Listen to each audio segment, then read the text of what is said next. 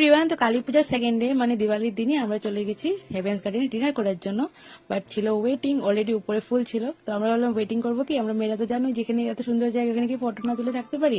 তো আমার হাজবেন্ড বলছে, মানে আর দুজনই বলছিল আর কি, আমার হাজবেন্ড আর ফ্রেন্ড, যে এই সব একই অবস্থা, কেন আরো কাপলরা এরকমই তুলছিল।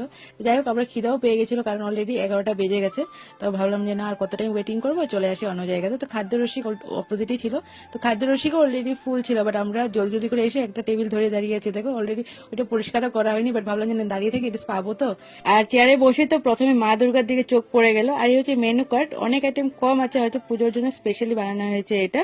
আমাদের অর্ডার চলে এসেছে, চিকেন ডাক বাংলো ছিল, তারপরে ইলিশ মাছ, ডাব চিংড়ি, পোলাও, ফ্রাইড রাইস, এগুলো মিলে টেলে আমরা সবাই মিলে খেয়ে নিয়েছি। আর এদিকে এই যে আদিতা চেষ্টা করছে ডডোকে একটু খাওয়ানোর জন্য, কারণ ডডো কোথাও গেলে খায় না।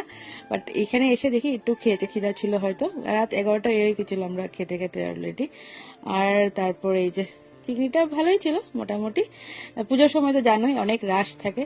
আর এই যে আমাদের খাওয়া দাওয়া শেষ, ভাবলাম আমার ইন্টারটা একটু হালকা করে দেখিয়ে দিই। স্পেসটা কিন্তু অনেক বড়, একসাথে অনেক মানুষ খেতে পারে এরকম আর কি।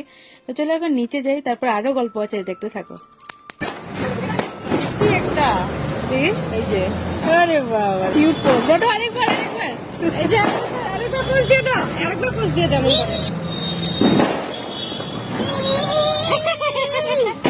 ওটা খুব স্মার্ট। রেস্টুরেন্টে গিয়ে কি বলেছে জানো, ম্যানেজারকে ডেকে আমাকে গরম জল দাও, কারণ জানো আমার মা সবসময় গরম জল খাওয়ায়। তারপরে বলে এই ফ্যান চলিয়ে দাও, এসি তো চলছিল, বাট দেখেছে ফ্যানটা বন্ধ। তো সকালবেলার কথা অল্প বলে, এটা তো রাত্রে সিন দেখালাম। সকালেও আমরা বেরিয়েছিলাম 5টার সময় অল্প পুজো দেখার জন্য, কারণ আগের দিন তো আর অফিসে ছিলাম, এই করে পুজো তো দেখা হয়নি। তোমাদেরকে আগের দিনে ব্লগটা তো শেয়ার করেছিলাম অলরেডি। তো এখানে আমরা দেখো কলোনি বাজার এদিকে, আমাদের এদিকে আর কি, কলোনি বাজার, তারপর ভাস্করনগর, লাল গণেশ, এই সাইডগুলোতেই আদা গুদাম খুব ভালো ভালো পুজো হয়। আর ওইদিকে তো পাণ্ডু মালিকা হয়, ওইদিকে আর যাই না আমরা কালী পুজোতে, এই সাইডে দিয়ে ঘুরি। আর সবথেকে বলে পুজো খুব সুন্দর, কিন্তু জুবিনদাকে নিয়ে থিম নিয়ে একদম পুরো পুজোটা এখানে করেছে কলোনি বাজারে, খুব সুন্দর করেছিল। রাত্রেবেলা কনসার্ট হয়েছিল, লাইভ কনসার্ট, একজন গান সিঙ্গার এসেছিল আর কি, খুব সুন্দর গান করেছিল জুবিনদার বেঙ্গলি গানগুলো, বাকি যে যে গান আছে সব মিলে আমরা যতক্ষণ ছিলাম আর কি, তখন বেঙ্গলি গানই হচ্ছিল। আর এইটা রিলটাও তোমরা খুব পছন্দ করেছিল, খুব ভালো পেয়েছো। এটাও সেকেন্ডারি করা বিকেল বেলাতে, আগের দিন তো অফিসে। তারপর রাত্রে আমরা ডিনার করতে যাওয়ার আগে এই ভিডিওগুলো, যেটা আমরা কালী পুজো দেখতে যাই প্রথমে, এত সুন্দর সুন্দর কালী পুজো গুলো হয়েছে, লাইটিং জাস্ট ওয়াও, মানে আমরা গিয়ে খুব খুব বেশি ভালো লেগেছে। আর এদিকে দেখো,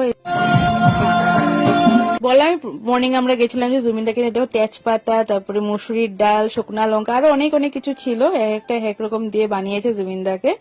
আর এদিকে